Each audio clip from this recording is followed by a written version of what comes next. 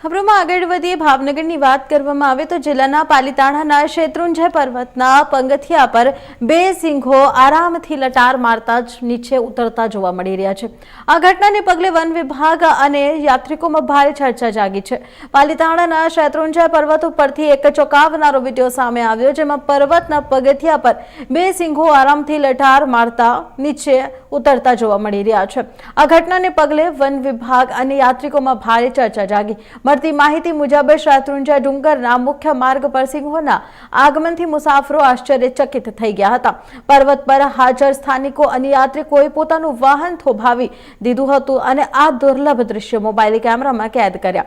આ video social media ઉપર viral થતા જ વન પ્રેમીઓમાં આનંદ તો યાત્રિકોમાં ચિંતા જોવા મળી રહી છે। જો કે આવતીકાલે પાલીતાણામાં ઐતિહાસિક અને ધાર્મિક મહત્વ ધરાવતી 6 ગામોની યાત્રા યોજવામાં આવી છે। આ યાત્રામાં દેશ વિદેશમાંથી હજારોની સંખ્યામાં જૈન શ્રદ્ધાળુઓ ઉમટી પડતા હોય છે।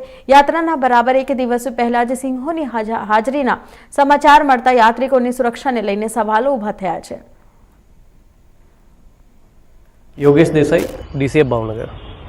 આપણે સૌ જાણીએ છીએ મહાસુદ તેરસ એટલે કે જૈન સમાજ માટે ખૂબ જ મહત્વનો દિવસ છે।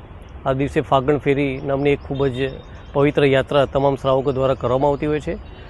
તાજેતરમાં જે વિડીયો વાયરલ થયો છે એ બાબતે પુષ્ટિ આપતા જણાવવાનું કે સદરુ વિડીયો 27 બહેનો નથી પરંતુ 24 બહેનો છે।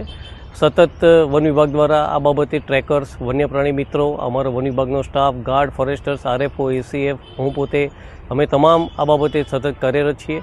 ઓલરેડી અમારી 77 જણાની ટીમ છે, એ ટીમ ઓલરેડી ત્યાં આગળ બંદોબસ્તમાં મૂકેલી છે। વેટરનરી ડૉક્ટરને પણ આ બાબતે ઓથોરાઇઝ અમારા જે વીઓ છે એમને પણ ત્યાં આગળ સ્થળ પર રાખવામાં આવેલા છે। અને હાલમાં આજની સ્થિતિએ જ્યારે હું આ વિડીયો આપી રહ્યો છું ત્યારે હું જણાવું છું કે હાલમાં એક પણ એનિમલ ગઢના જે પણ આ જે સ્ટેરકેસ છે કે એની આસપાસમાં ક્યાંય છે નહીં। તમામ એનિમલ અમે છેલ્લા 2-3 દિવસમાં અમે એના લોકેશન જે લીધા છે એ પ્રમાણે હાલમાં એ ત્યાંથી દૂર અને રેવન્યુ વિસ્તારમાં ફરી રહ્યા છે, જેથી એવી કોઈ ચિંતાજનક કોઈ પરિસ્થિતિ છે નહીં અને વન વિભાગ સતત કાર્યરત છે। ખાસ કરી વાત કરીએ તો સિંહનો વિડીયો આવતો હોય છે એટલે લોકોમાં ભય હોય છે, તે બાબતે શું કહેશો?